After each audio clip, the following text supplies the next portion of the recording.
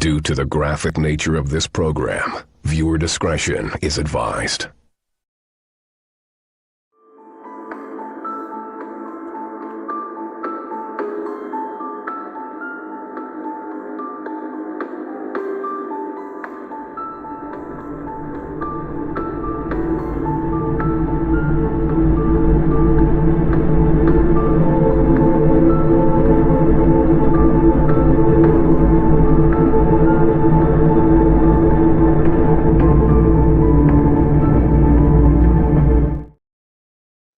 Good evening, everybody. Welcome back to the Open Door Policy. I am your host, the other boy, Troy. I am taking the helm by myself tonight. My co-host, Bren, is out, but we're going to make do. Tonight we have a guest. We've been trying to get on for quite some time. We finally got it on the go. So without further ado, I'm just going to bring them onto the show and they can introduce themselves. Shane Enholm, welcome to the show. Hey, what's happening? Finally, after much, much ado about nothing. What's that? What's the saying? But yeah, finally. Yeah, what's happening? Well, I got your painting up on my wall right there. The oh, hot it's stuff. the hot stuff. Oh, that's Yeah, man, awesome. and I put your patch on my patch. You saw, you know, you But know. hey, it's awesome just to have you on here. I didn't think the conversations we started having, I'd say about a year ago, that it would get to this point. I didn't even think you'd be able to reach out with the sub count you had back then. Just how big you are in the tattoo community. Man, I'm just, like I said, happy to have you here. Things happen. The last time you were here, you got stuck in traffic, and then Well, yeah, and Instagram booted me off at the same exact moment. You know what I mean? Like that day. Remember that day? Those bastards. Anyway, yeah, it was a uh, perfect storm of things. That we were supposed to have you scheduled. Everything didn't work out. You didn't have Instagram, and I actually had to call your shop and go through things the old school way to get a hold of you again. So yeah. I'm just glad that we could get that sorted. Well, since you're here, not a lot of people know what's going on with you. So I guess this would be the platform just to say, hey everybody, this is why I'm no longer on platform. So take it away, man. The Well, stage is yours. it's the second time they took me. First time I had 27,000 followers and they took me off. Second time 20,000 followers. And I think truthfully that they just don't want critical. I don't I they just don't want critical thinking on there. They want people to, and I would tell everyone all the time, because of all the turmoil going on in the world, I'd try to tell them, look, man, it's not a race thing, it's not a gender thing, it's a class thing, it's the rich versus the poor. And the sooner you guys figure that out, the sooner, and then I would say that, a lot, and it's the truth. These are our leaders. These people, like what, like, I want a leader that I would follow into a battle, man. I want a leader that I would be willing, these aren't leaders. These people, what have they ever done? They're just morons that happen to get in where they fit. You know what I mean? Like, and so, I think they just wanted me gone. And I think that, and the second time it happened, I was, there's a thing when I did a bunch of time in prison, and when you're in the hole in prison, I did like 3.5 years in SHU. And when you're in there, you reach a point where you realize that it's their world. So when you get a cop that wants to take like your extra orange, or you're saving up sugar packs so you can have whatever your trip is, you and they come take it, they're trying to irritate you, and you reach a point where you're like, hey, it's your world, boss. It's your orange. It ain't mine. The only thing I have are my tattoos. It's even my boxer shorts. Hey, they're yours, man. You issued them to me. So you reach that point. So when with Instagram did it the second time, I was just like, hey, it's your world, man. You don't want me on. I'm done chasing it. I'll see how I can do without it. And I'll tell you, it's been really good. I got my shows. I just toured Arizona, where I go talk about antique tattoo machines. And I wrote a couple books, Tattoo Machine Discourse. And I had more people at the shows without Instagram than with it. Now I got one coming up in Dallas, and we'll see. But I think they lie to the people, and they make, especially tattooers, they make you think you can't exist without it. They make you think that if you don't have it and you aren't big on there, you're not going to earn a living. But when you really, like mine, what does it matter if people in New York or Canada or wherever follow me? I'm talking about for making money. You guys aren't getting tattooed by me. I'm the local shop. So Mhm. that's the people that come, the people that you build relationships with. That's what tattooing really is. And so, but they have all these nitwits cons that, so far so good. Well, let's kind of dig into the history of that. That this is you've been tattooing since what? How old are you when you first started out? Well, I was a kid. I professionally 18 or 19, but then I took a long, penitentiary break, a long hiatus, and then started again in the 90s. But altogether, 36, well, 40, well, 81, 82. So what is that? 43 years, something like that. Yeah. No, I'm 40 this year, so yeah, 80. Yeah, that's like 44 years of tattooing. Yeah, but not straight, mind, So what happened is, first, I'm a street kid. So the only places open late at night were tattoo shops, and they would let me sweep up if I they would feed me if I swept up. And my grandfather had taught me how to draw. I had already done tattoos like in group homes and juvenile hall and stuff. So I was like hand poked. So I was already in that world, and I knew the first time I saw a tattoo, I knew I was going to be covered in them. I dug them right away. The first one I ever saw was a heart, and I was like, I'm in. Count me in. I just knew. You know that tattoo. It once upon a time, tattooing it picks you. You don't pick it. You know what I'm saying? Like I don't know anymore because everybody's so. But once That's upon a time, exactly yeah. that's And exactly what my mentor told me. Those exact words. Shout out Jason Mahar. Those are the exact words. You don't find tattooing, it finds you. That is the that one thing that stuck with me my whole career. and I don't think anymore that's the case as much. I'm just No, saying that in the last since COVID is when I saw, you know, a change. But so, in the 90s when I robbed these banks and I went to prison for a long time. And when I got out, my parole officer told me, you aren't tattooing. They're dens of iniquity. This is 94. He's like, you're not tattooing. There's dens of iniquity. There's drugs, hookers. You forget it. So I got a regular job, jackhammering chimneys. I was in really good shape and fuck it. So I let it go and I started oil painting.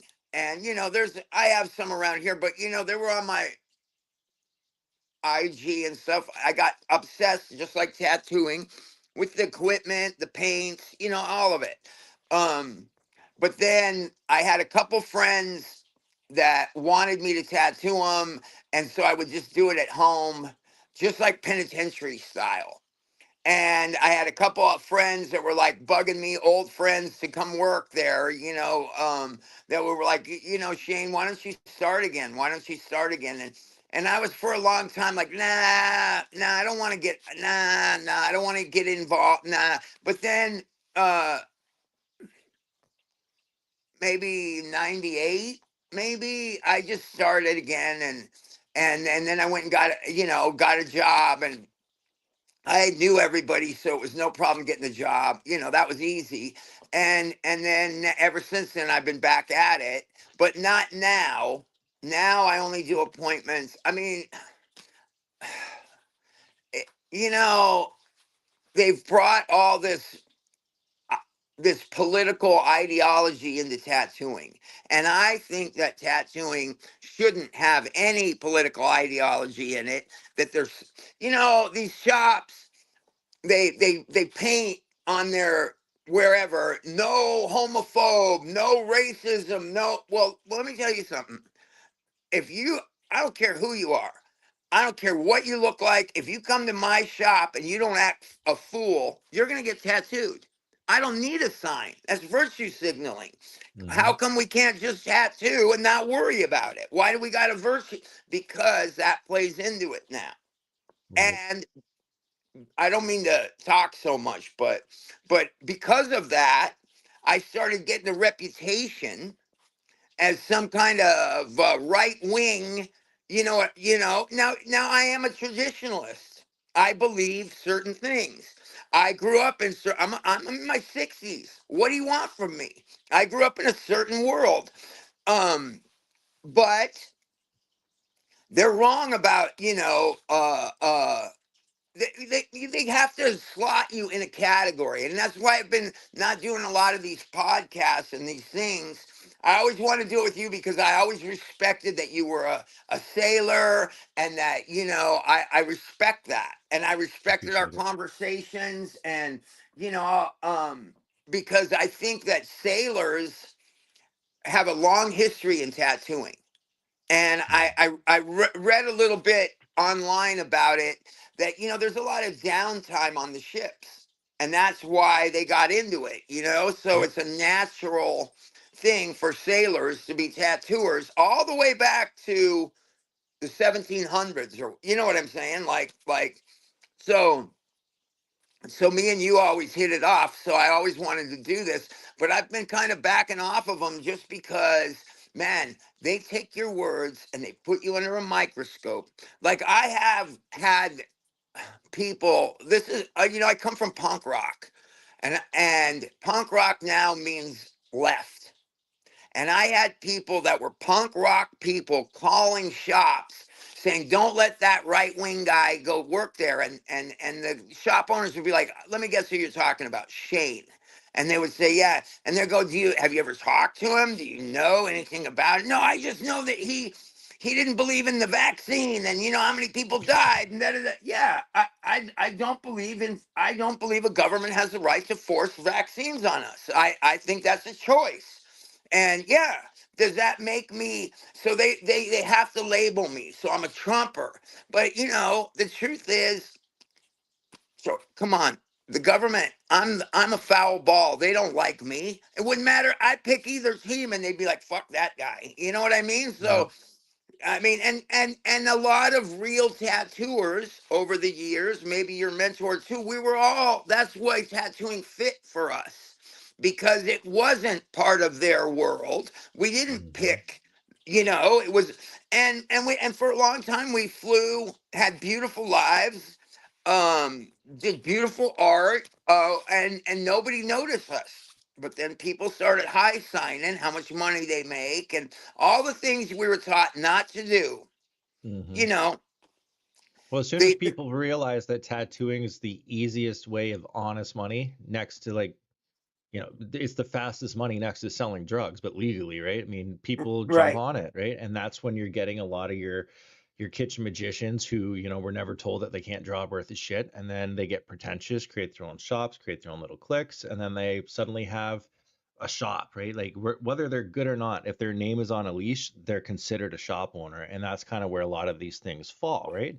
Yeah, They get like some trust fund daddy to say, here's a startup, go open a shop. They maybe did a couple of years in liberal arts school, and I'm a tattoo artist now, when they didn't go through any of the steps of becoming a tattoo artist. And I'm not saying you have to go through a full-on abusive apprenticeship by any means, but they don't learn the most important part, which is the bedside manner.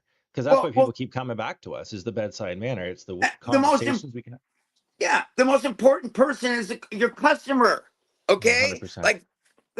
and it's the whole experience too. And I didn't mean to cut you off, but they call us gatekeepers, and all the rules that kept us lucrative, in balance, police ourselves, they threw out the window. But then, and they become shop owners, but then they do it for 5 years or 8 years, and then they're like, "Oh, that's why they Mm. said that. That's why all the rules." Because I remember when I apprenticed, they had a minimum, and I would think, "Man, that's pretty high. Maybe I should charge." And then you figure out, but but yeah, so they've taken us down to that. They call me a gatekeeper, and you know what? I am. Yeah, yeah, because I was taught to, this is a magic trick, and the first thing they teach you, a magician never reveal your secrets. And these guys just go on and, oh, look, I can pull a line or whatever they do, or they're proud they're called scratchers. And the truth is man, That's crazy. That's crazy that there's a movement of people going, I'm a kitchen magician and it's okay. That is a yeah, wild movement that I'm seeing right. going on right now. And that's because of social media. Everyone has a platform. Everyone has, they have no uh and they have no like lineage too. Okay, now I'm reading this book, Memoirs of a Kamikaze, and it's about a Japanese kamikaze pilot that was in World War II, joined when he was 16. He was brought up in war. There was that war. They were fighting in China, fighting the Russians, and and he tells the history of his family back to the 14th century samurais. Now that's lineage. These guys, because of the tools, I believe the pen, that ruined us. Because the Mhm. minute, when you first see a tattoo machine, or when you first saw one, and jump in, I'll shut up. But you think, fuck, I'm never gonna be able to make that thing. I'm just heavy, weird. You're like, you watch the guy teaching you, and he just turns the thing and goes, and he pulls a perfect line. He makes it look so easy, like you're just following. But then you try it, and you're like, and So when they made those pens, and they don't no longer have to think, set their machines up, springs, all that. Yep. You're not That's the calibrating anything. And that's the thing too, right? Like I love coils. I would go back to coils in a heartbeat. But the pens are convenient. I will say that, but they don't pack as well. They don't hit as well. And honestly, that's not even why I got into tattooing. Like when I got into tattooing, like I wanted to learn how to build my machines. I wanted to learn how to make my needle groupings, all of the old school things that we had to do on top of that. And that's how you learned how you do your sanitation, and everything just comes and flows right through that. But today, you'd be lucky to see if a shop even does a spore test, no, because you no. don't have to have a clave or nothing on site anymore, right? All of the rules have No, they want to completely get rid of changed. it. They want to get rid of it. But it's the same thing with modern art. Okay, like if you want to do modern art, throw paint at the canvas. You should at least be able to render a portrait, or you know what I mean, and then go from there. So Hmm. if you use coils and you learn all these things, and then you go to pens, that's your choice. You dig? Like I'm not Mr. Anti, but but you should learn, you know, and what they just say is that's unnecessary. That's whatever their trip is, but okay, so you can't make the cartridges, the whole chinga, but Hmm. but the same. But this would happen in art school. Modern art became cool, so then they stopped teaching rendering in art school, Hmm. drawing. They would just say, "Hey, man, take these shapes," because I was there. Shapes Take and shades. Yeah, and make spring out of this, rather than, hey, draw this glass of water with the shade, the shadow. You know what I'm saying? Yep. And that lowers the bar of what an artist, to the point where a guy fucking blows paint out his butt, and that's considered art. But Hmm. I like beautiful. So it's the same with tattooing. What are they doing? What, I forget what they call it, but all those weird ones they're doing where a guy like throws milk on someone or whatever, and then he draws. You know what I mean? Like That's crazy. Things are getting out of control. Like tattooing has its limits, and people, I don't know if they, maybe they think they haven't found them. I don't know. But it's a mockery. I agree with you to that. Because I look at it now and I go, I look at all of these people. I remember having one apprentice in the shop, and the printer went down, and it was like the fucking world ended. He's like, well, I guess I'm going to the drawing table. Like, what are you doing? Like, why are you even working here? Right? You're worried about the printer not working? That's just one example of it. So I wonder now, like, what would happen with the tattooers of today if they actually had to do things the way they worked 15 years ago, when you had to, you'd work, if you were lucky, you'd work 5 days a week. And then of those 5 days, one of those days was your prep work for the next week, building your Right. needle bars and tuning your machines and stuff. And now, like, most of these people don't even have their fucking drawings done for the day that they're there. So could you imagine what they would be like doing that now? I don't think a lot of these people would last. Well, even the color portraiture and the port and black and gray at this point. You remember we used to have to draw dots for the shadow when you're Yep. doing a Dots and portrait X's. Yep. and get it all okay. Now they have an app that they put a picture in and it prints your pattern, your stencil. So with everything. So what I say is so you guys are really good at paint by number, basically, Yeah. because because that's all you're doing, and maybe people like that because it's more, the portrait looks more. But to me, tattooing is a human craft that that the most important part is. Otherwise, why even do it? I'll tell you really fast. Okay, so I was in the Flower Leopards, and my bass player was a really good friend of mine, Mario. He died, and his little brother got a hold of me like recently. He died in 2007. I was a pallbearer with his little brother, and I don't mean this as a disrespect to his little brother. It'll sound like it, but I don't mean it. And his little brother got a hold of me. He's like, "Hey man, I really want to get a portrait of my brother. You're the guy that should do it." Okay, I've been tattooing my whole life. So I'm like, no problem. He's like, what would you charge me? And I go, not much, because you're his brother and I loved him. And, a little later, like 5 hours later, he says, can I see some examples of your work? And I'm just like, what do you care if it's a smiley face? I was fucking Mario's best friend. Yep. You're his brother. You're getting it from me. I mean, what do you think? I can't tattoo? Like, what are you crazy? Like, I haven't found a. I've done portraits, of course. I started with black and gray, but I'm gonna go dig through a bunch of stuff to give him examples. Either you want it or you don't, man. Yep. Just go. You know what? If that's a thing, then go to one of them paint by number guys and get it perfect. You know what I mean? Like it was just the silliest thing.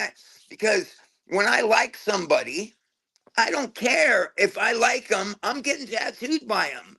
Yep. It's just and it's the same thing they do. There'll be a tattoo, and everyone will be making fun of it. Like Colonel Todd did these great webs on this guy. I forget his name, but he used to come down to the pike, and Todd free-handed these webs. He'd work on them, and I mean they were solid and just he was a master.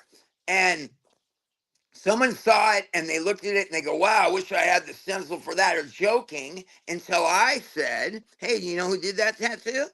And then everyone's like, huh? I go, Colonel Todd did that. Then all of a sudden, oh, that's the best tattoo I ever saw. Oh, but it's a cult of fucking personality. You Yeah. dig? Right? Yeah, Yeah. man. And You're not and wrong. You're absolutely not wrong. And that's just the thing. Like, even in the shop, if we had a decent apprentice too, I let them tattoo me. Just for that reason. Like, you're getting, I'll let you tattoo me. I respect that you're doing the grind.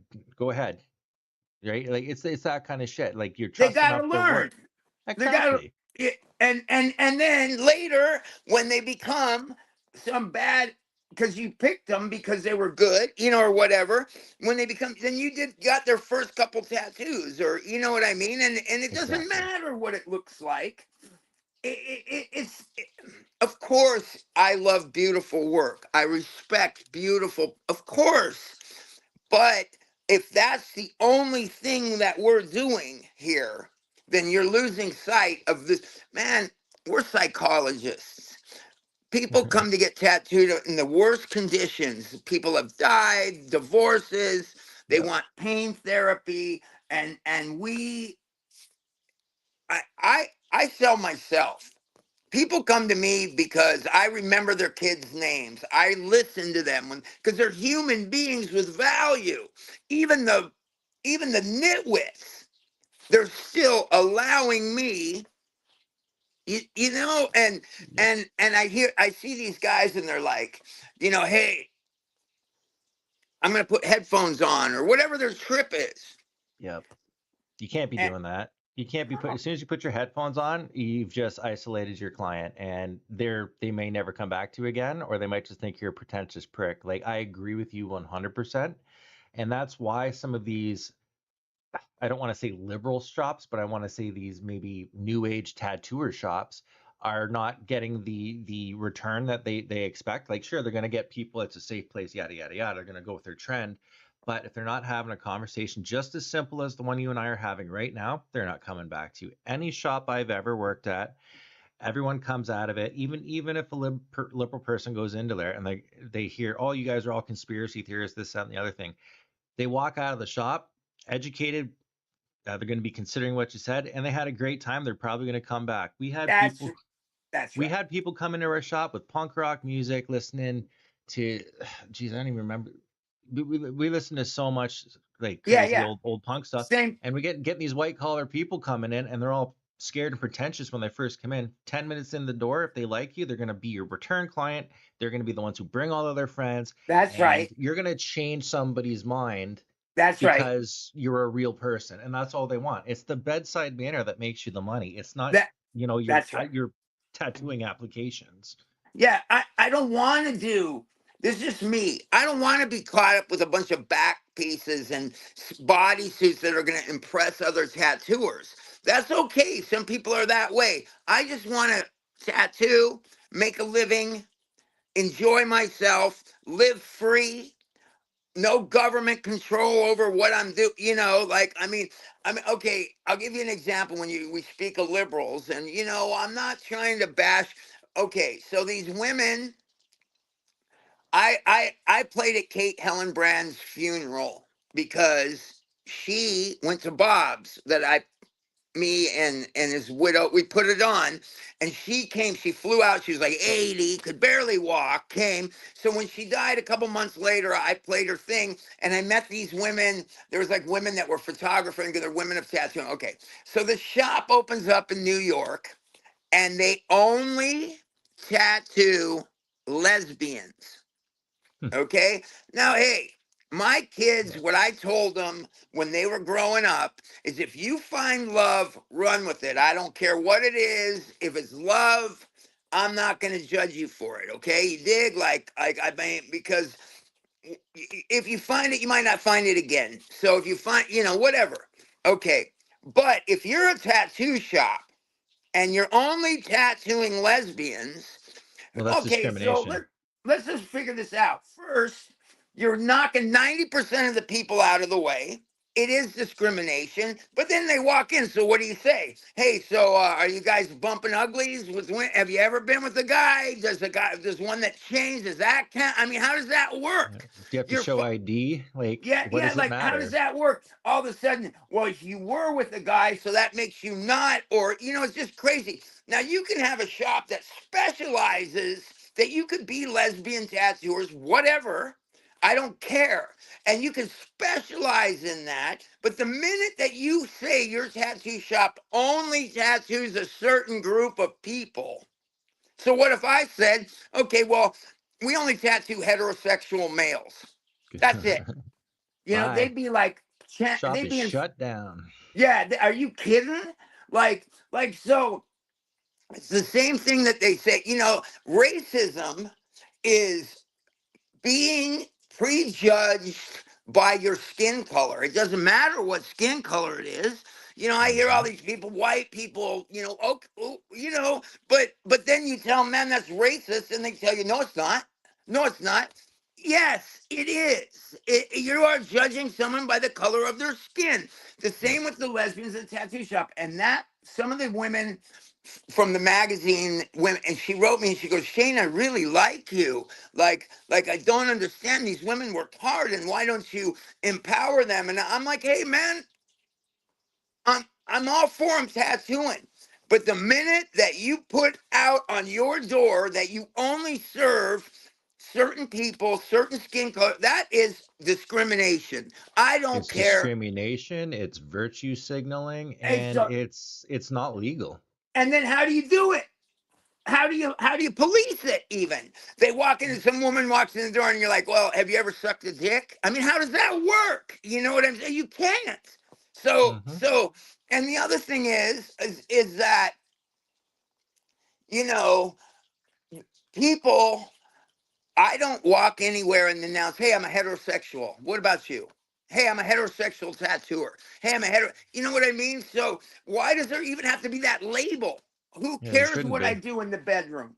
Who Yeah, your cares? identity should be the fact that you're a tattooer, not a gay tattooer. Like, what does it matter? It's just, again, it's just another virtue It's signal for and it's points. And and that's what's been being brought into our industry now. Like instead of, hey man, it doesn't matter who he votes for, it matters the tattooing, yep, because there's a few things that I'm sure tattooing will be as good to you as you are to it. agreed. it you have to love tattooing to be a tattooer. That's just like anything. Yep. You have Playing to the be willing to do the grind when it gets tough. You have to be willing to do that extra work if you have to. You have to be on time. If you're short on rent, you got to grind, grind, grind. You can't be that pretentious prick who says, "I'm booked 3 months in advance," and you're only doing 2 tattoos a week, and that's you're making $1,000 a week because you did 2 tattoos at $500 a piece, and you think you're a hot shot. You can't be doing that shit. You need to be my friends grind. I fuck even me when I made $1,000 in a day on bangers, hit the I was fence, proud of hit the myself. fence. Yeah, we used to call it hitting the fence. Yeah. You hit the fence at 1,000. I hit the fence. Um, but you see, that's the other thing. That that they bring in all that politics into it now. And yeah, I am a conspiracy theorist. Of course I am, Those are the because it's best shops true. because these are the conversations that come out anyways. We're the first to know anything. It's the Seriously, truth. you're gonna know everything that's going on the block.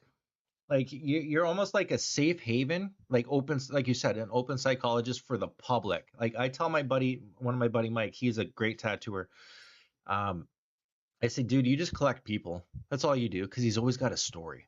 It's always Yeah. like, hey, did you hear about Joe the meat man, the crackhead who steals meat from the convenience store and he tries to hawk it here at the shop? Like these are the people we see on a daily basis that these other people in these liberal shops don't even know exist because they'll turn them away. Like they don't know what the real world is, like especially walk-in shops.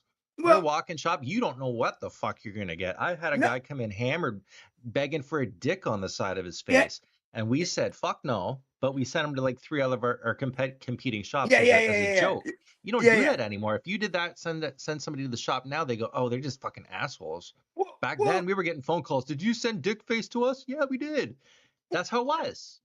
and also the reason when you see these shops and they don't have flash and things on the wall, That bothers the me. That the bothers me. reason that you have all that stuff like in your station or whatever, because you'll be tattooing some guy. And 2 years later, he'll come in and go, hey, man, where's that tiger I used to look at for hours When you'd be while you were. tattooing me. Yep. I want it now. That's the point. That's the fucking point. The other thing is Well, that's the thing. People they'd ask, why do you put flash on the ceiling? You're like, because it's literally what you're looking up at for however right. long you're in the chair. It's for them. It's the Yep. same thing with the world famous thing, right? Yep. Bert Graham, they put world famous or whatever. It isn't about the tattooer. It's about the customer. And when you say world famous, you're like, you found it. You're here. You're the most important person, man. You're at the world famous shop where you are the man. What do you That's right. want? What do you want? Hot stuff, right? No problem. Sit down. Well, you know what I mean. Yep. And the other thing is these guys, And you're you happy can't. to do those types of things. If it's a piece of flash that you've drawn on your wall it doesn't matter how long it's going to take. It's your work. You're happy to do it. You're not going to be upset that you have to do a fucking live, love, laugh. You'd rather be doing something off a flashcard that you're happy to get, your client's happy to get, and everybody leaves at the end of the day in a good mood.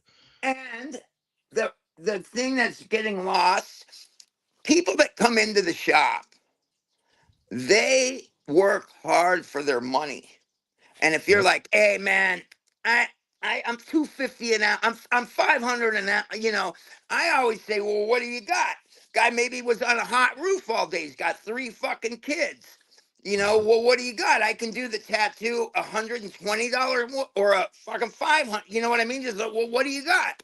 Because Mm-hmm. it's better to be getting him and his brother and his uncle and his, I mean these fucking, and somebody just told me recently, and I just laugh at them. They're like, the walk-in shop is dead. Whatever, man. Good. No, it's not. Okay, yeah, it's dead. You're right. Go, go, go. Because when I go on the road and I do my machine seminars, talk about tattooing, just same thing we're talking about. It's the same conversation I have there. But people are like, hey, man, how do I get tattooed? Just show up. I'll get you done. I Yes. don't say, okay, show up at noon, then you show up at 1, because chances are they aren't going to show up on time anyway. So just Exactly. get there and I'll get you done. I can take all comers. We can tattoo till it's done. How many nights in your life did you end up till the sun was coming up? Or, you know what I mean? Like, it's just part of it. Oh no, Yep. we closed at 8. What? No, we Yeah, close when yeah, there's no right. more skin. Like, That blew me away when I went to the States too, because there's not too many up here in Canada. But when I'd go down to the States, especially in Diego, Diego's got a shit ton of shops. yeah, yeah, Um, and when I started to see like the 24-hour tattoo shops, I was like, that's wild. There's somebody always willing to, and I was like, that's a fucking grind, And if they're doing it like that, they must be good because there's no fucking way that you have a shop. Well, I mean, of course, there is a way that people are probably scratchers too, but at the same time, you're like, they're still grinding, and a lot you don't even see that effort anywhere here, with anyone anymore. Like even me, when I'd be in the shop, if I wasn't tattooing, I even when I was apprenticing, if I wasn't cleaning or doing a setup, I was drawing something, or right, I right. was building switches. Like that was my thing. Like you're a machine builder. I ended up becoming a foot pedal builder, Well, see, and everybody has their niche.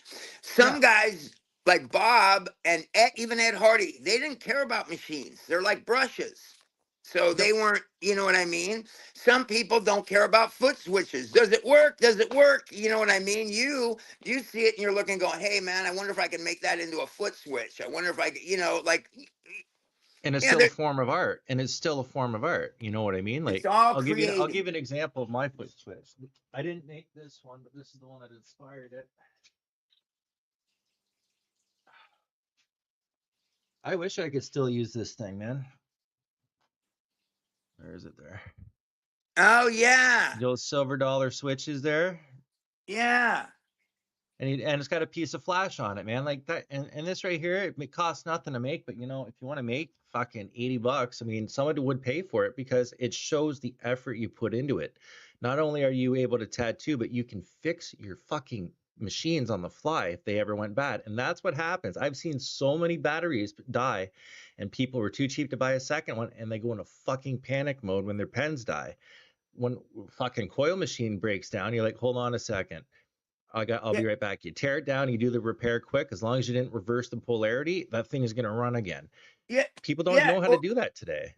Yeah, or move the contact screw, the spring, whatever you got to do to get through, because again, and see, this is the kind of shit I don't like because it's not correct, but to say this, but it's the Indian, not the arrow, man. Right. Like a good tattooer, a good machine will obviously make your life easier. However, you can have a bad one and still get through the tattoo, no matter what's Exactly. going on, the position you're in. You know what I'm saying? But Oh, these, 100%. Like for me, like when I got to the point when I can afford better machines, like I did like everybody else when I was an apprentice. You take parts from the fucking toolbox that's left over, either build your own or you start, and when you start off, you're going to be using a piece of shit. And I think I was using one of those light in the box rotary machines, you know, the pretty much VCR, the pretty much a VCR motor. Right. And that's what I started on until I got the money to you know, buy better machines. I ended up buying myself a National and a fucking Mickey Sharps. You know, Right. right there, that's $700 worth of machine back in the day. But Right.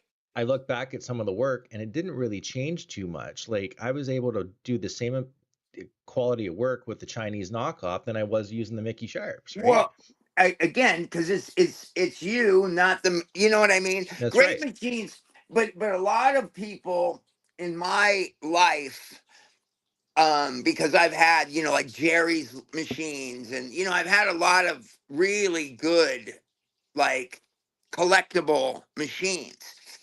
But I never bought them thinking that if I just get Jerry Shader, I'm gonna, you know what I mean? I Yep. would sometimes use them on the road for the customer. Hey man, I'm gonna tattoo you with, you know, and they would be so excited. Can I take a Hmm. picture? Of course.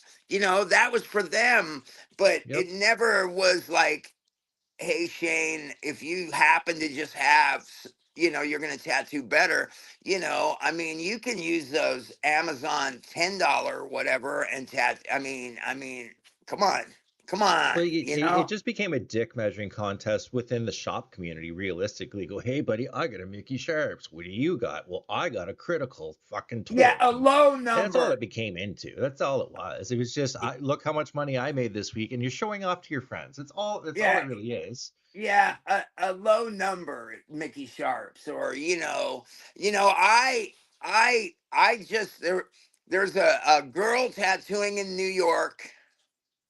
I think Sally Hansen is her handle online. Fucking these fucking tattoos, man. They are fucking rough, man. I mean, fucking rough. But I'm going to New York in October, and she's like, Shane, I want to get tattooed by you. I'm like, cool. So I get there. She's 20 years old. Okay, so first off, let's just get it out of the way. You know, I would look stupid if I was like, "Hey, baby, come here." You know, I'm fucking in my 60s. What am I, an idiot? So let's just leave that alone.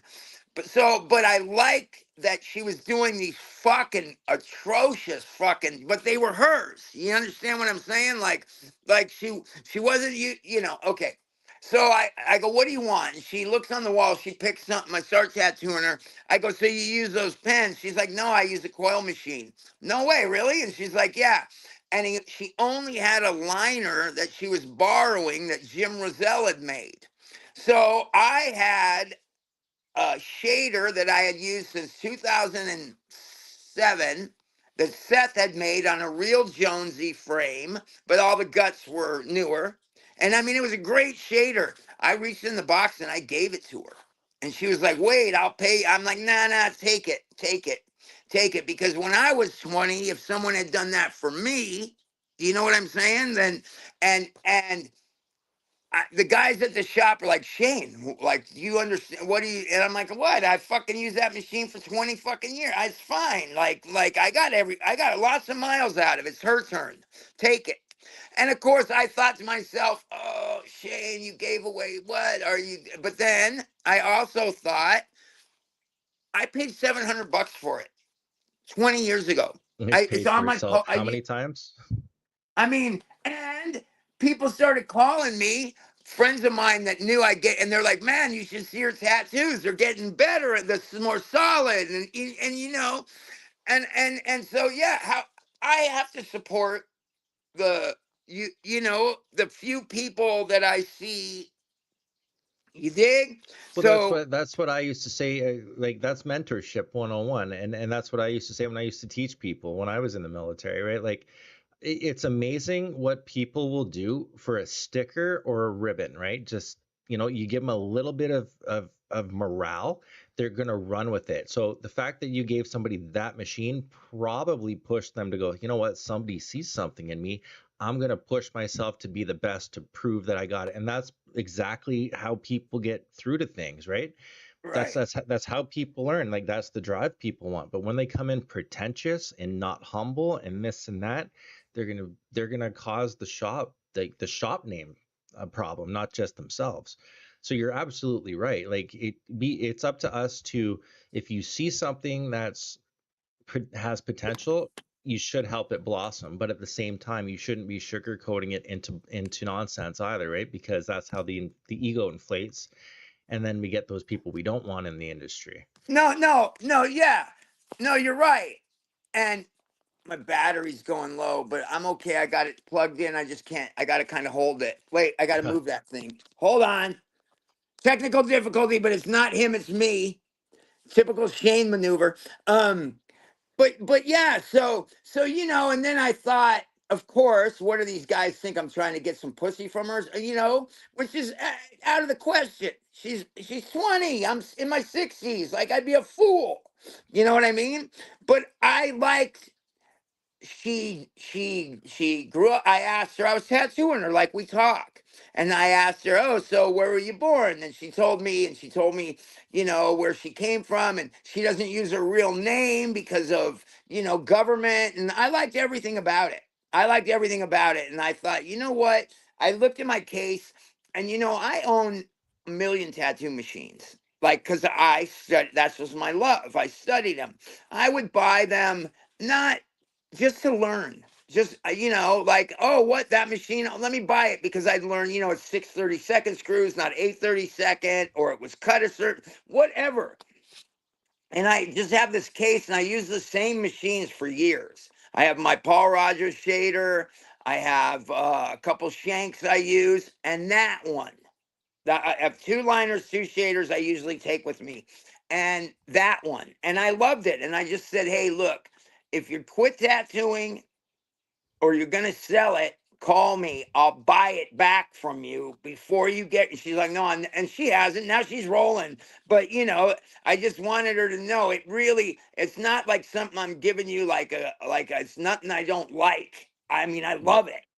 But It's sentimental value. If anything, it should be up on your mantle once you get a better machine yourself, right? And but just it. yeah, I mean, but that shader works so good for me.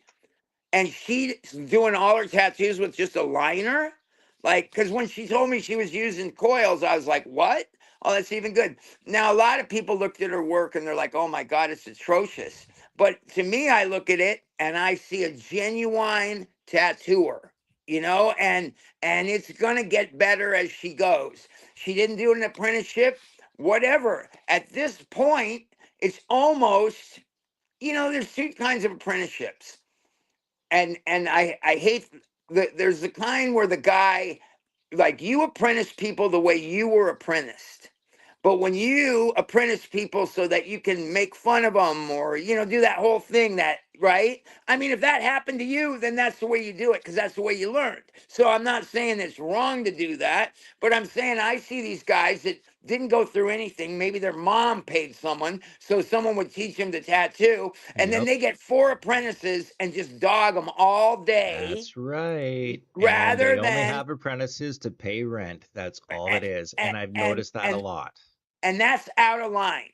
Yep. I've never taught anyone 30 whatever years, only because I do not have the. I've helped a lot of young tattooers, always help them, always I do, but I don't have what I believe it would take to teach somebody. You understand? Some people can do it. You had apprentices, you could teach them. You had that ability, because you're also in the military. And you know what I mean? There's just I just knew that I did not have a year or 2 years to invest. Mhm.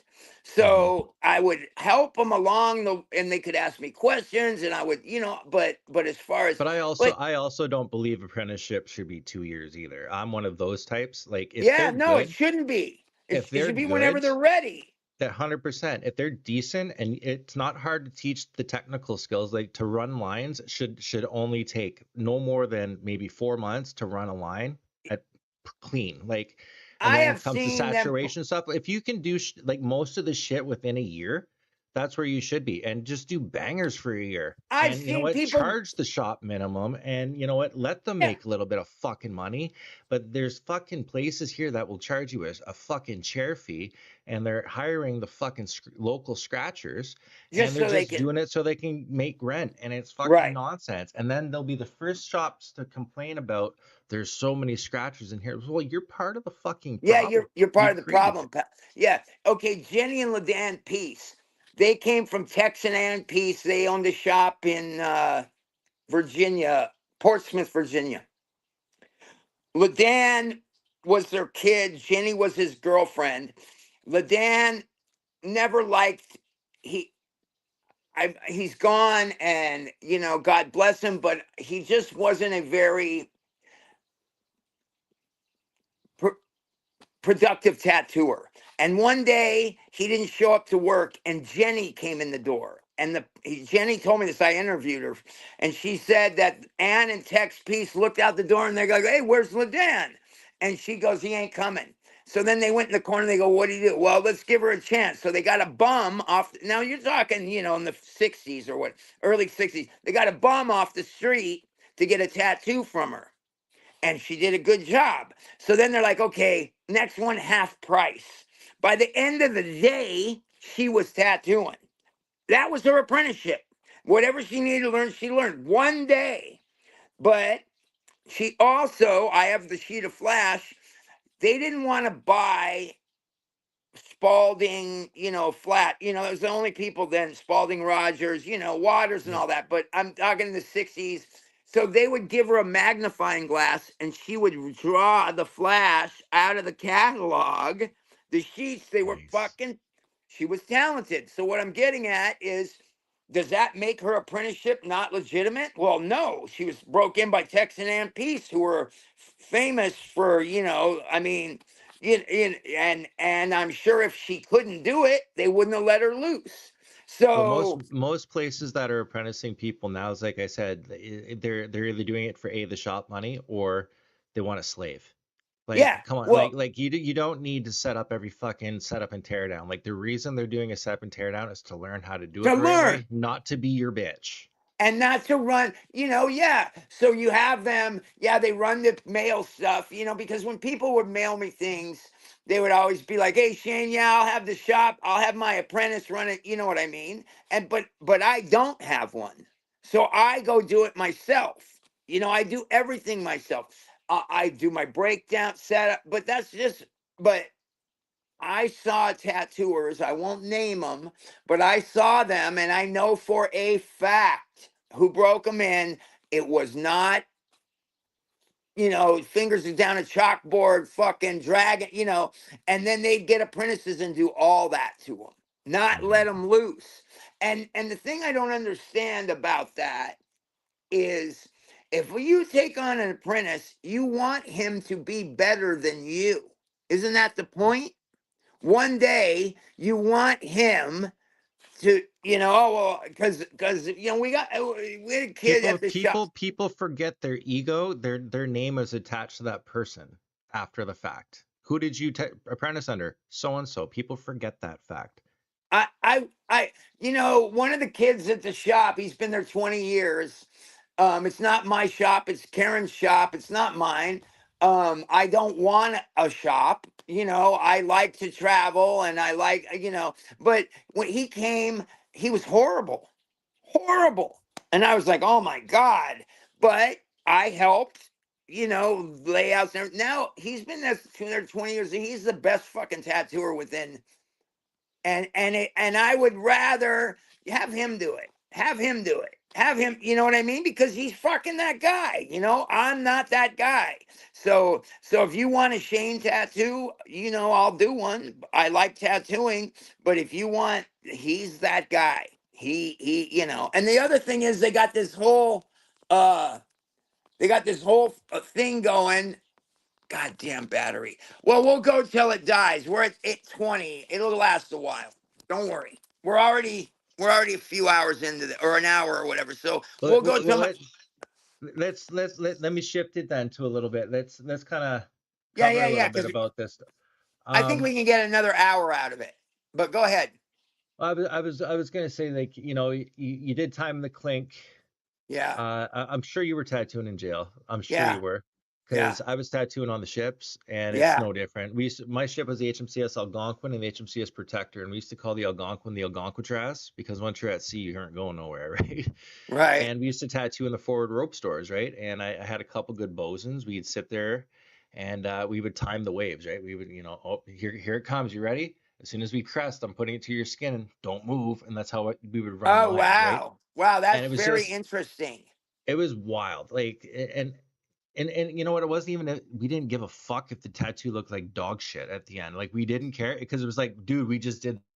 It's not the point.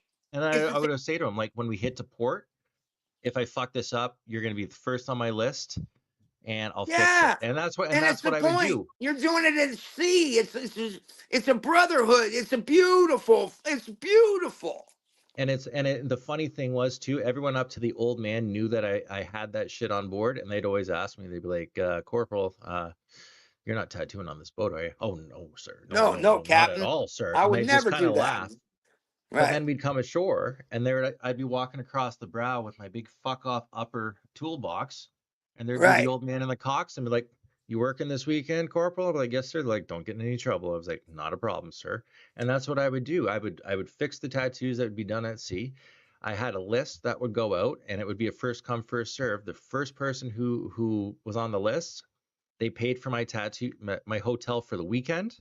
So that'd be give me 2, 3 days. They pay for it, Yeah, and they'd be like, "I will tattoo you until you tap." right, And then right, anyone thereafter was my money. And right. that's what we used to do. And I did that in Diego, in one of the sketchy hotels actually in Diego. But like that's just how it was. And that's what gave me the monopoly that I had when I was on the West Coast, right? Because when I was with the fleet, when we come back to Canada, everyone within the fleet would know I was doing it, You were the and guy. they Yeah. would come to the shop I'd be working at, because I worked at a shop when I'd be Well, and they at want home. you because their camaraderie of all being in the Navy with yeah, yeah. That's right. And you know what? And that's how I became good at American traditional. Like, that was the beauty of it, because it was sailors. Like, that's all they ever wanted was Sailor Jerry stuff. Right. And when I took on the moniker later on down the road of Sailor Boy Troy, I was like, this sounds cheesy as shit. But then at the same time, like, all of my mentors were like, no, that's just who you are. You've It's literally done true. it. It's true. It's not. I could understand, you know that, but it's who you are. No, it's Yep. fucking bitching because the first time when I hear somebody a tattooer sailor, you know what I mean. Yep. I immediately want to know, were you in the Navy? Because then if you were, hands off, you were a sailor. Like Yep. that's it. So you. But I got pretentious a little bit about that for after a while, to the point where I would not tattoo swallows. I'd be like, how many sea days do you got? Oh Right? Because yeah, nobody yeah, yeah, nobody yeah, knew that shit, right? And I yeah, followed yeah. that shit to the letter, right? Like, I was tattooing crucifixes on feet, pigs on the knees, like all of them. All of this Well, Navy oh, tattoos, I know the history behind it because I was forced to. but you see that whole pig and rooster. It's Yep. pig on knee, never drowned at sea. Rooster on the Cock right, never on lose a right, fight. never lose a fight, right? That's right. That's And right. and these guys get them on their feet, and I tell them, well, that's okay, but the real ones, because I had this girl joined the Navy. I'd already tattooed her a lot, and she came. She wants them. I go, no, I'll do a pig on your knee. There's that Jerry design. It's like called a a bird's eye view of a pig's ass in the moonlight, and it's like a pig running, and on a tree there's a bird looking at it, and and then the cock on right never loses. Yeah.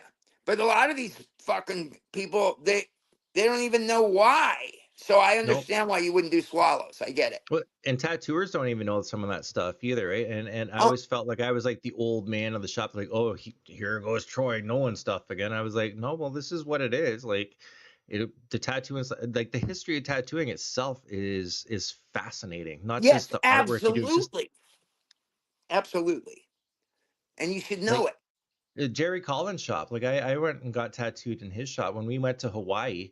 We sailed there, and when you come ashore, you're always told, like, the old man always tells you, like, here are the places you're not allowed to go, right?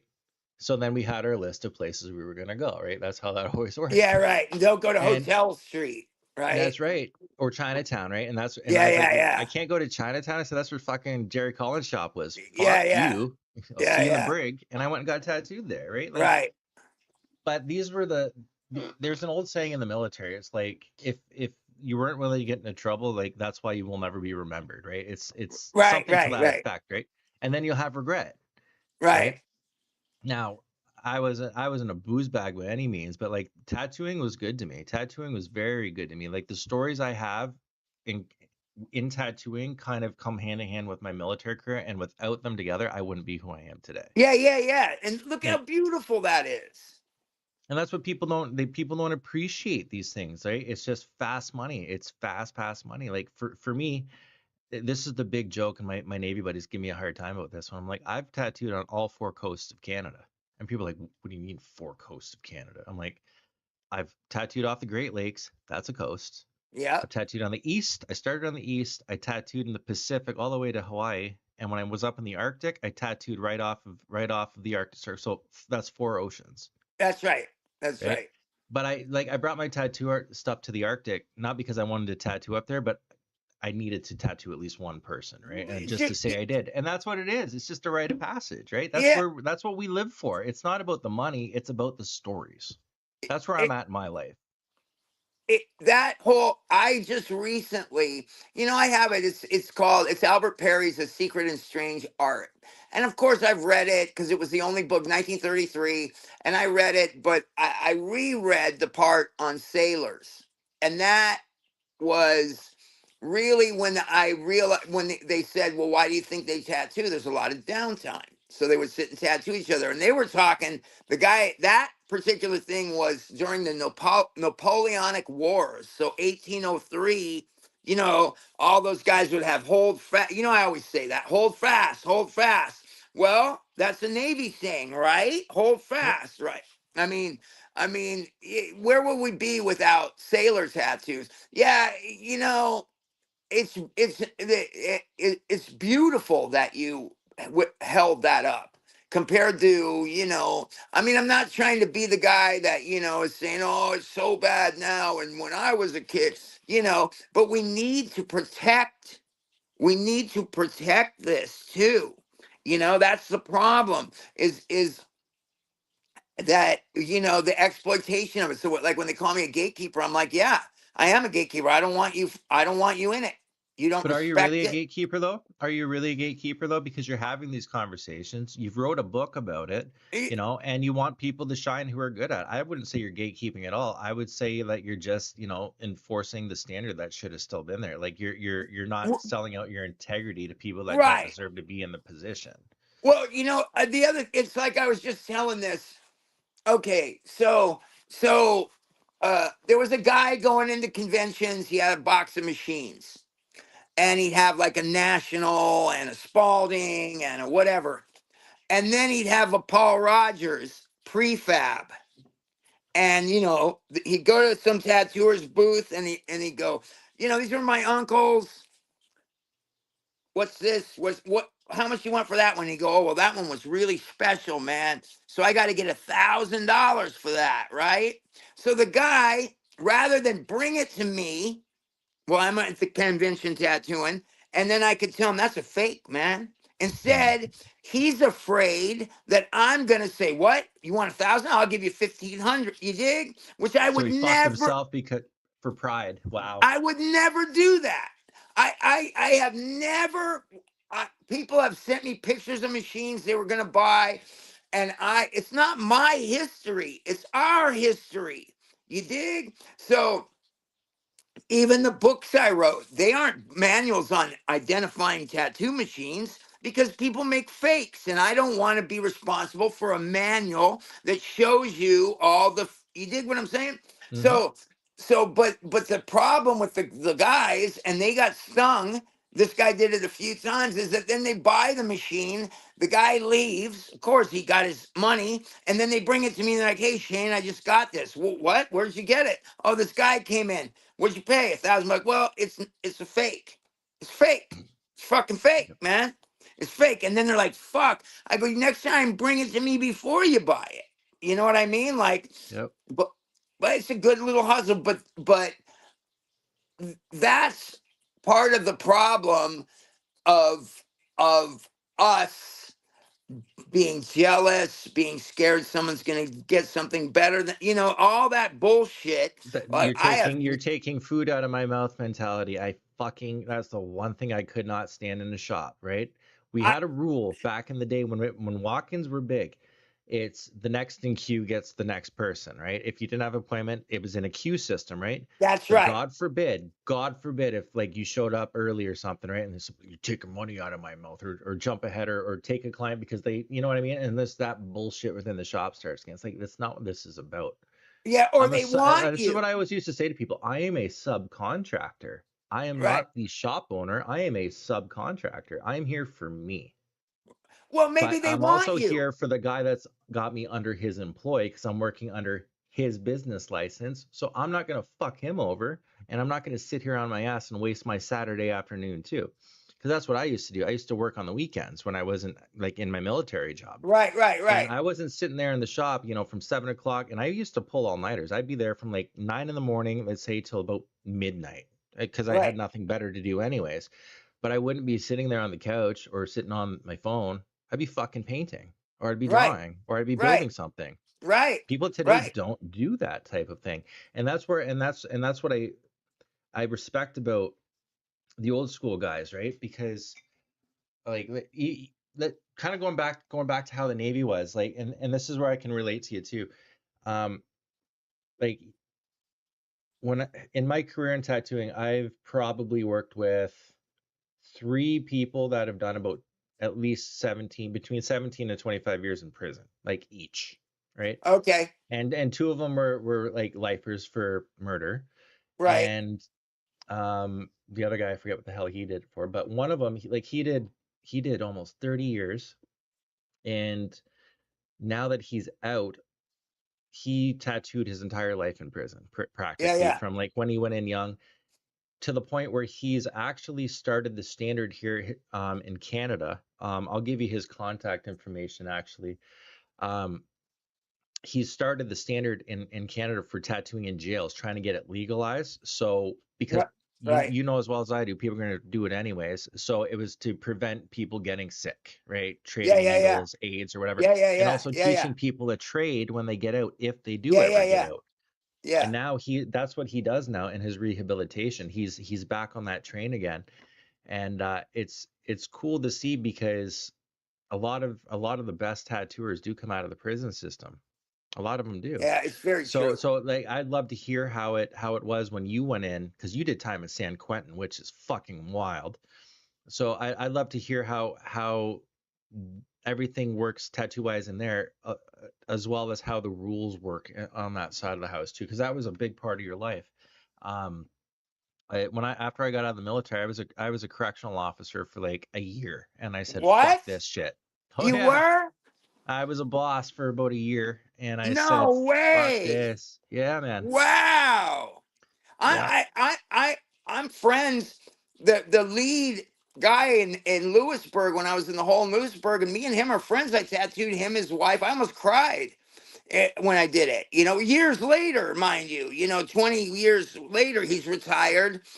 He found me online. His son's a tattoo, and he was like, "Hey, Pop, there's this guy, and he was in Lewisburg, and he looked see me. I don't remember that guy, but then he saw a picture of me back then. I looked a lot different, and he was like, "Oh yeah, yeah, yeah, yeah."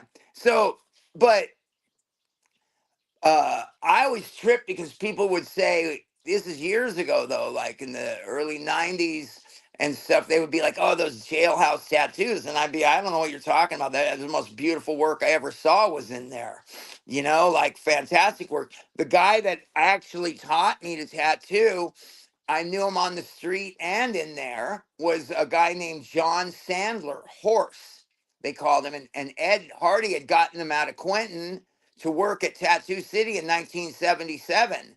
But, Horse, he couldn't stay out. See, that's what I can't figure out. Okay. I go to jail. I haven't been in years, but when I go, I fuck up in there. My level gets raised. I get 5 disciplinary transfers. I go to the hole. That's where I'm already in jail. Who gives a fuck, right? But See, in these Canada, they guys, don't do that. In Canada, they can't do that. So like the COs here in Canada don't really have the power to do anything, right? You can't add time, you can't add charges. I worked provincial system. I didn't work federal, but you right? can't add time. Like the worst you could do is take commissary away and like lock them down, like big deal.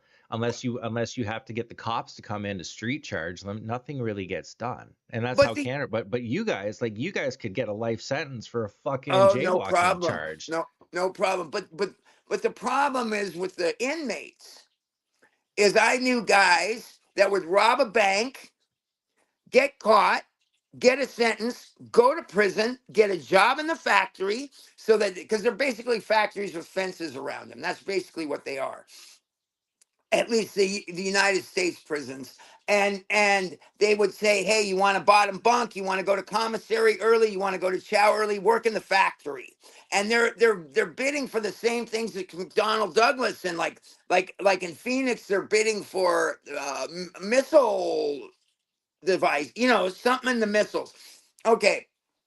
So guy robs a bank, goes to prison, then he acts completely cool, like doesn't get in trouble, works in the factory for 20 fucking years, gets out, fucks up again. And I was just like, why don't you fucking fuck up in there? And then when you get out, go get a job in the factory. You dig what it just doesn't make sense to me. These guys are fucking, have never been in trouble, never got a write up, never got a shot. And I'm like, yeah, you're an idiot. Like, okay, so my phone's at 10 now, but we'll write it out till it's gone. Um, I used to play in the bands in there, and we were in the band room, and there's Donnie, he's on IG. Now there's Brad Leonard, we all had band, and they're going, I'm gonna get out in X amount of years. Oh, what are you gonna do? Oh, I'm going to Florida. What are you gonna do? Oh, I'm going to Oregon. Oh, what are you gonna? And then they're like, what about Shane? Oh, fuck Shane. That guy will rob the cab driver when he leaves. Blah blah blah blah blah. I'm the only one that stayed out. Chris got life without parole. Donnie did 30 more years. Brad just did 31 years because they behave in there Yeah. and act stupid. I just doesn't make sense to me. Like I have like It's hundreds of write-ups because I figure I'm already in jail. What are you gonna do? well, Like, that's where the argument comes from, right? And I kind of want to side with liberals a little bit on this, but at the same time, like I know it also doesn't work, right? Because when we look at everything in Canada, they want to have rehabilitated, right? Some people just can't be. Some oh people no, just can't no, be no, rehabilitated. no, no, no. Now you see, I'm pretty conservative when it comes to that because I know I was going there when I was 12 all the way. I've been in really high level prisons. Those are built for a reason. There are really fucking bad people. I mean, they are bad people. There's plenty of people that it's just a bad circumstance, maybe their upbringing, but there are other people that I mean I know them. I know them. I did time with them. They are evil. Like they Mhm. want to hurt people. Like that is their trip. And they build those prisons for a reason. You can't rehabilitate a lot of them. You That's can't. right. Don't even try And that's because and that's and that's what we used to say about like there's even in our jails, right? Uh like the special handling unit, right? Or the for use of a better word, the mentally incapable. yeah, yeah. Um, they're become ward of the state, and it's like the COs are not qualified. Cops are not qualified to manage these people, let alone and they're in the nut like the nut house is closed and now they become the jails problem. And that's not fair either because there's no help for these people. And then they're getting charges and then they're getting life sentences on top of it, just like everybody else is getting. And there's nothing you can do for these people because they need specialized care. Well, That's just one problem. And then we right. look at the pedos. Those fuckers are not able to. There's no way that they can be rehabilitated. The recidivism is 100% with those No, people. but and I mean, they're trying to normalize that out here. Yes, What the yes, they are. fuck? Yes, they Because the are. most important thing in the world is to protect children. That's Yep. first. Let them be as innocent as it's going to be hard enough when they're teenagers and got to figure this world out, let alone to have motherfuckers deciding what they can and can't, you know what I'm. But Well, I know. they're trying to normalize it so when it all comes out, they can't be charged at the top because everybody knows the world's run by pedos, and Yeah, well, that's and that's the funny thing. They talk about slavery, slavery. Right now in Libya, you can buy a child. Well, I can't. Who could? Someone rich? Someone with a lot of money? Like yep. you know what I'm saying? They can buy them. Because they scream about the funny thing is, and I'm not trying to get all whatever, but reparations. That's not going to change their behavior. No, it won't. Money never sells anything. You can't throw money. Throw money at the drug problem. Does it change? No. Throw money at the homeless problem. Does it change? It's the same thing. But it's going on right now. Right now, you can go to some third world country. I don't know what, but you can, I know, and with some amount of money, buy flesh. Like buy. And and who can do that? Rich people, heads of corporations. Come on now. You Well, know what I'm saying? if you think about how those people live, right? Like they live off of a hedonistic type of system, right? They're always chasing the dragon to the next thrill, right? And I think once you get to that level of power and richness where there's almost nothing you can't get, it almost seems like it's inevitable that they go to that because that's like the last Oh, thrill. okay, here you go.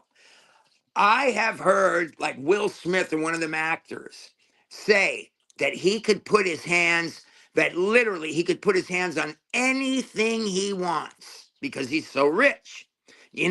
Like 1959 Les Paul guitar, no problem. 19 whatever car, Corvette, 50s, whatever, right? Well, yeah, because you reach a point that you're jaded. Why do you think Sean Diddy Combs was sticking stuff up people's butt and all that? Because he had all that fucking money. And I Yep. always say this, you only keep what you give away. So if you get filthy rich like that and you aren't helping others to some degree, you can live comfortably. Then what are you doing? You're hurting them, not helping them, Yep. And we're going to find out that all those people, because I asked in prison, I actually, it was afterwards. I had to go to PTSD counseling and all that shit. And I had a really cool counselor that knew people I knew on the street. And I asked her, I go, I don't get it. And they were like, well, Shane, when you look at Penthouse magazine and you see a grown woman, you're like, hey, wow, cool, hot. But, these people, when they look at a 5-year-old, they see that. And Yeah. I'm like, I can't, then, you can't, how do you fix that? You How do you can't fix fix that? that. Well, it's the same thing as homosexuality. I'm not knocking, if yes, what, people are born that way. I guess I don't, but I'm just saying, but you can't beat it out of them. You can't, pedophiles. I'm getting, I think they're just. I think you can train people, and you're right. I think that when they've finally done everything else, because there's that philosopher, I think it's Thomas Hobbes, who says that basically people are dumb and that we have laws and to keep people in line. But if we didn't have those laws, if we didn't have the laws, I still wouldn't rape anybody. Mhm. I would Well, never do and that. I exactly, and I And disagree I with know you that wouldn't state. either. Well, I disagree with his statement because I think we can all say if you take religion, law, and everything out, pretty much the Ten Commandments almost is like the natural gut feeling moral laws anyways. Like there's a lot of truth to like those Yes, you're few right laws, about right? that. You're right, but why the way he's expressing it, and I'm not a fan of Thomas Hobbes, but what is he saying is that without laws and without doing the right thing is doing the right thing when nobody's looking, Right. because these people, tattooers, all of them, they virtue signal, but would they do the same thing if they weren't getting attaboys? Me, I live my life. the same way, whether people are watching me or not. That's right. And it took prison for me to learn to live that way. I was a kid that didn't have parents. Well, I had parents, but my mom left me on a freeway on ramp when I was like 12 or 13 years old. I grew up with a lot of predators around, a lot of bullshit, a lot of, but when I went to prison, good older convicts, lifers sat me down and they saw potential and they taught me that my word is everything, that if I say something, I got to do it, that it means all the things that we don't harm elders or children or that there's certain things that we don't do, that we could be warriors our whole life, and we are, but we have a code that we follow. And the general population and the rich politicians and the they don't Well, care. they've never lived in the real world. They've when you're born with a silver spoon. This is what I say about religious leaders too. Could you really trust a guy at the pulpit who has, been raised in the church and, gone to Sunday school and had nothing bad ever happen to him? Or are you going to trust the padre who joined the military as a church leader and saw the worst of the worst and swears like a sailor and drinks a little bit on the side behind God? I think It, I'm going to trust that person more so than right, anybody else. right. The problem. That's what I always say. The problem with the politicians, all of them, not just the billion, all of them, in my country, none of them know how much a gallon of milk is. They No, they have an assistant that buys it for them, and even if it was $100 a gallon, they they could pay it. afford it. Yep. So it doesn't matter. Me, Money's it fake to them. matters. That's why they go to kids. That's why they go to kids. That's what I think. They fucking have everything they want. Let's see what we can do for power, and that's where it gets into the crazy conspiracy world, right? Where we look at like the eyes wide shut stuff, the Epstein stuff, like, and then it just snowballs and compacts, and then just makes us all fucking angry and confused, and then we're Well, not yeah, able to have because critical thinking because everything's in such a tizzy. even the people that are robbing in my country, they're robbing the government. They get these fake corporations. All that, right? Hmm. If I did that, they'd put me under the jail. Oh, for You know what sure I they mean? would. Well, you But guys, you they, guys just hired what, 300,000 or 250,000 IRS agents? yeah, yeah, yeah. Don't they Listen, monitor your accounts when you make like $600 transactions and such now? Or yeah, is that bullshit? they listen. They've been to my house. They sweat me. They had 6 DA investigators come. It's been a couple of years now, and they went to my neighborhood and they showed my picture to everyone and said, "Don't tell me." They do that on purpose because they know my neighbors are going to tell me to intimidate me. You follow? Then Mm-hmm. they knock on the door and I'm like, "What do you want?" And they're like, "We want to talk to you." I'm like, "Well, you can come in, but you ain't going to like the conversation." And they're like, "Come in." And I'm like, "You guys work for the devil. You know that, right? You guys work for the devil. What are you doing here? We think you lie about your income." "Oh, yeah, right. I lie about my income." "Well, I mean, what do you see, $1 million around here or something, motherfucker?" You know what I mean? Mm-hmm. Like, I don't understand. Why aren't you going for the politician that's fucking robbing what are you doing here?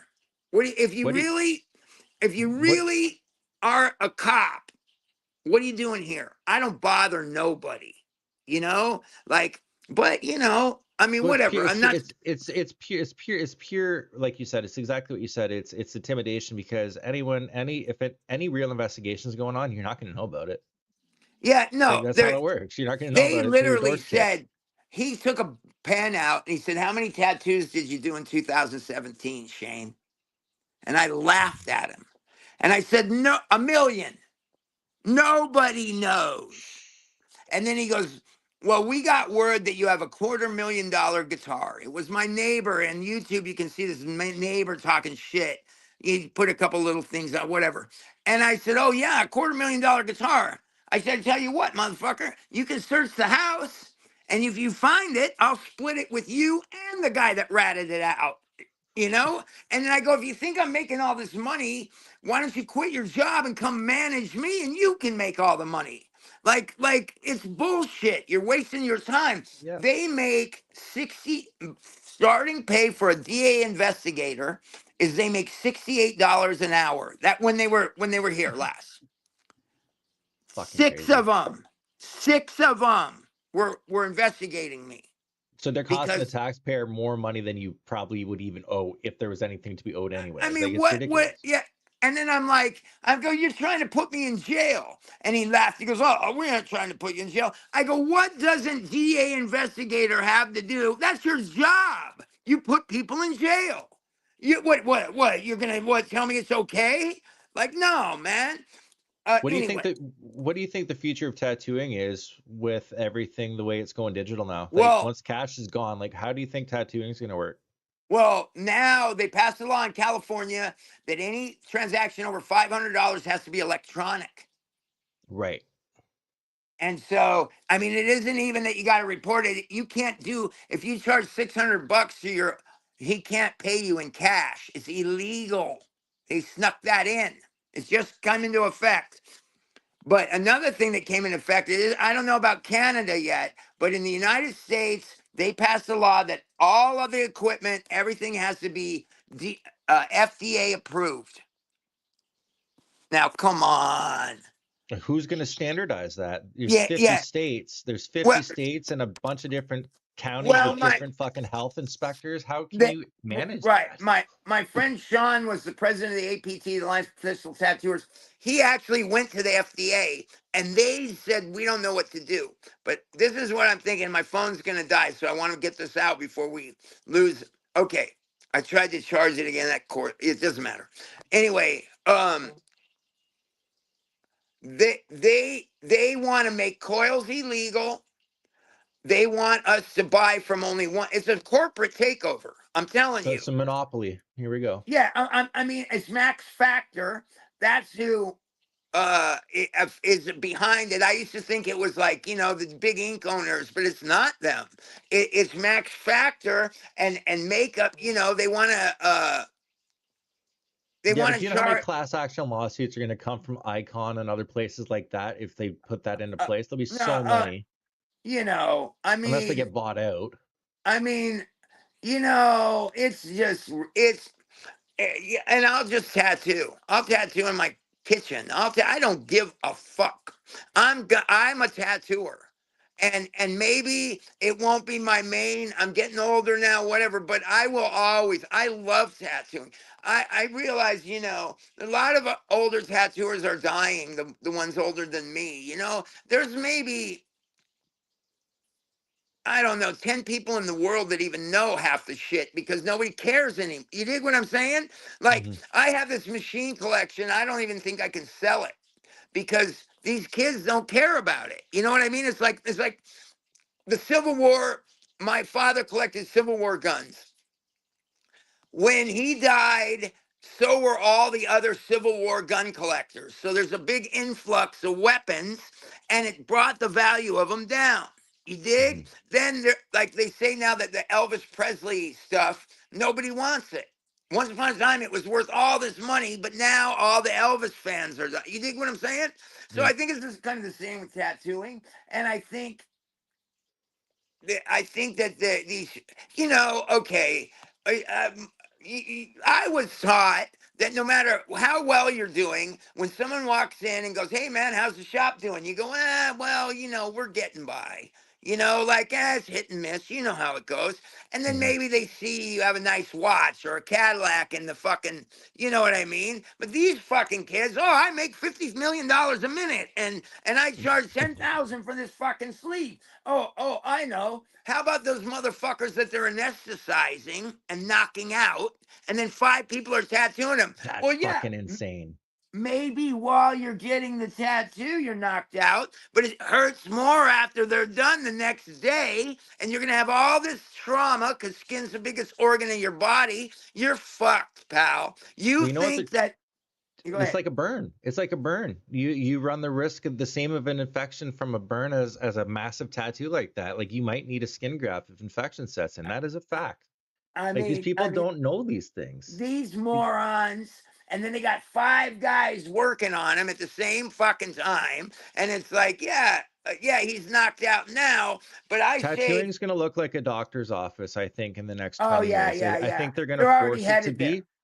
be, because even where I apprenticed, like we had a guy doing scarification like in the other room, and I was like, what the fuck are you like? I'm like, who taught you that, right? And they go, oh, I got it through fakir, right?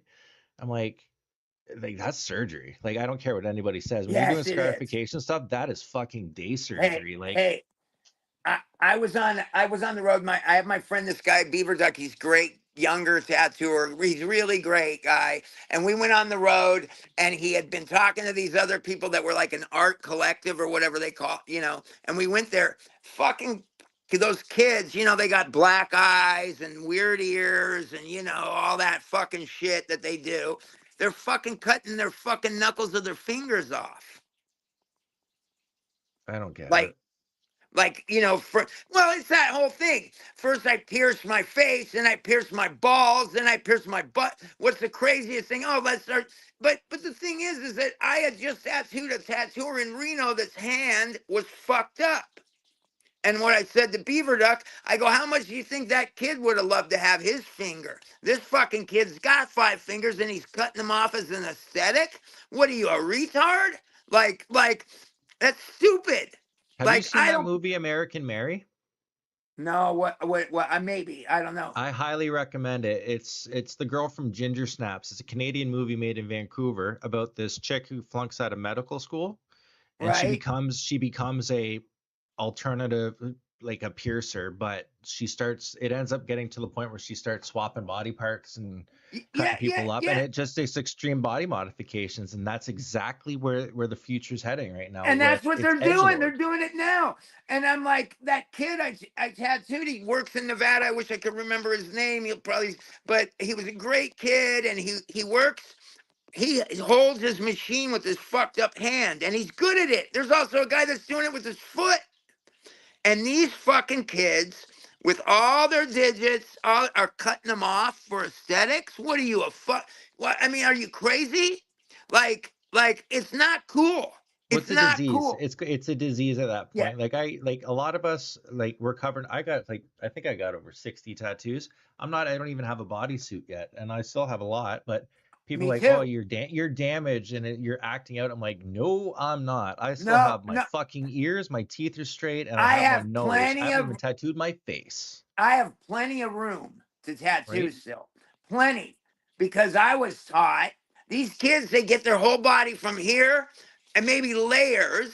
They get and I was taught, hey, Shane, maybe when you're older, you'll meet some young guy you want a tattoo from him and you'll have some room. Because a lot of people come to get tattooed by me and they go, okay, I only have this one little corner here or right under my nutsack. Well, I ain't tattooing you under your nutsack, pal. Like, I'm okay. Like I'm okay. Hey, my phone's gonna die. We gotta sign off. That's all right, man. Let's do We this did good. again. I'll get you on again. This was fun. I like to do this more. We'll do a Um, part 2. I would love to. Definitely do a part 2. We'll talk about. I would love to get into your bank history Yeah, and yeah, the I jail. would love to.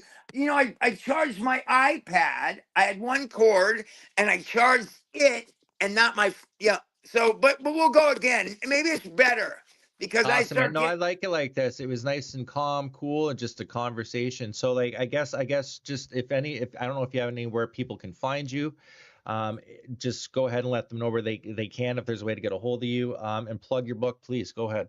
yeah. I wrote Tattoo Machine Discourse Volume 1 and Volume 2. The next thing I'm doing is I do these seminars. I'm going to Dallas. I have a YouTube thing, but it's just my name, Shane Enholm, and you can find me, but I'm not putting anything up. I'm really enjoying not having that right now. So you can find me. I'm easy to find. If you Google me or anything, there's thousands. It's no problem. The book you can find just Google Shane Enholm. Other than that, let's do this again. Troy, I Awesome, really Shane. enjoyed it. I have a lot of respect for you. Let's do it again. I look forward to it. This has been a great conversation. I'm glad we can talk again. And Yeah, yeah, man, like you hold fast, and you you too. You, we'll be seeing you again. Thanks everybody for all right. watching. And Yeah, Shane, thanks again, man. yeah. Take care, everybody. Yeah.